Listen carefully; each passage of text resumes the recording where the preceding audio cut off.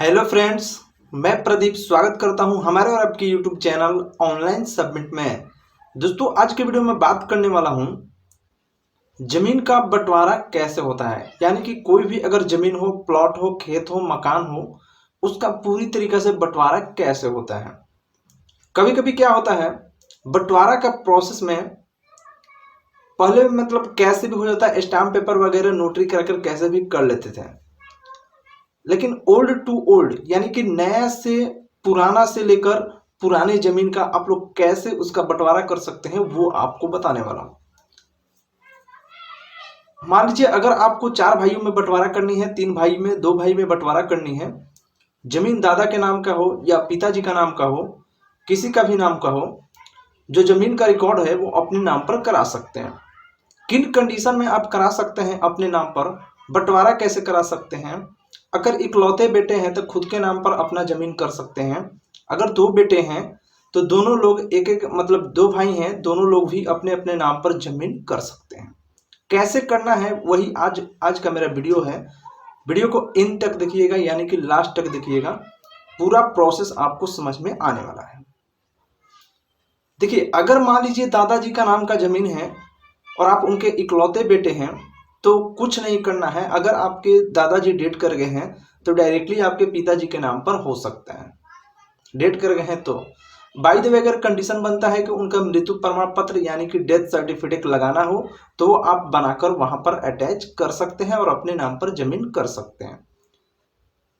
मान लीजिए अगर आपके पिताजी का नाम का जमीन हो, अगर पिताजी डेट कर गए हैं और आप इकलौते बेटे हैं तो बस उनका मृत्यु प्रमाण पत्र यानी कि डेथ सर्टिफिकेट बनाकर उसमें अटैच कर नोटरी कराकर रजिस्ट्री ऑफिस में जाकर कागजात बनाकर उसको दाखिल खारिज म्यूटेशन करने के बाद जो भी जमीन का रिकॉर्ड है अपने नाम पर करा सकते हैं, या परिमार्जन यानी कि सुधार में देकर भी अपने नाम पर करा सकते हैं। अगर मान लीजिए आपके पिताजी जिंदा हैं और आप उनके इकलौते बेटे हैं तो कैसे होगा। तो दोस्तों, यहाँ पर 2 भागों में बंटवारा होगी। एक आपको पिताजी को भी मिलेगा और एक आपको मिलेगा, यानी कि 2 भागों में बंटवारा होगी। दोनों लोग को आपसी सहमति बंटवारे के अनुसार कर लेनी होती है। अगर मान लीजिए 3 भाई हैं, 3 भाइयों में कैसे बंटवारा होगी, तो बिल्कुल वही कंडीशन है। कहने का मतलब आपको समझना है। यहाँ पर मान लीजिए 3 भाई हैं, 4 भाई हैं, 5 भाई हैं, 6 भाई हैं और आपके पिताजी अगर डेट कर गए हैं तो उस कंडीशन में मृत्यु प्रमाण पत्र संलग्न करने के तीनों भाई, चारों भाई, पांचों भाई आपसी सहमति बंटवारा कर सकते हैं। अगर दोस्तों झगड़ा लड़ाई का टेंशन बनता है तो आप लोग सीओ के अंडर से रसीद कटवाकर, सीओ के अंडर से जो कर्मचारी आता है वहां से भी आपको करा सकते हैं, क्योंकि उसमें पैसे खर्च होता है। सबसे अच्छी बंटवारा होता है आपसी सहमति, यानी कि आपस में समझ बूझ कर। 2 भाई हैं तो आपस में समझ बूझ लीजिए कि मुझे कौन सा चाहिए, कैसे हिस्सा चाहिए, कैसे कैसे करना है। वो लोग आपसी सहमति के अनुसार ही अपने अपने बंटवारा करेंगे तो ही सही रहेगा।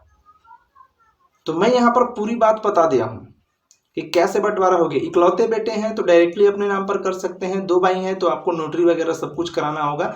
उसके बाद दाखिल खारिज में आपको बंटवारा का दाखिल खारिज करना होता है, यानी कि पार्टीशन बंटवारा का एक अलग दाखिल खारिज होता है। बोलिएगा ऑनलाइन, यानी कि कहीं पर भी जाइएगा, हमारा चैनल पर वीडियो भी अवेलेबल है पार्टीशन बंटवारा का, आप लोग वहां पर देख सकते हैं और वहां से फॉर्म को भर सकते हैं।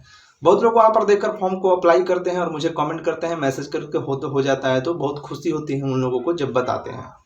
तो इसलिए बंटवारा का भी अगर 3 भाई हैं तो आपको दाखिल खारिज करनी होगी, 1 भाई है तो मृत्यु प्रमाण पत्र संलग्न करके आपको अटैच करके पूरी कागजात अपने नाम पर कर सकते हैं। तो मैं यहाँ पर उम्मीद करता हूँ सभी लोग, आप लोग इस वीडियो को समझ गए होंगे।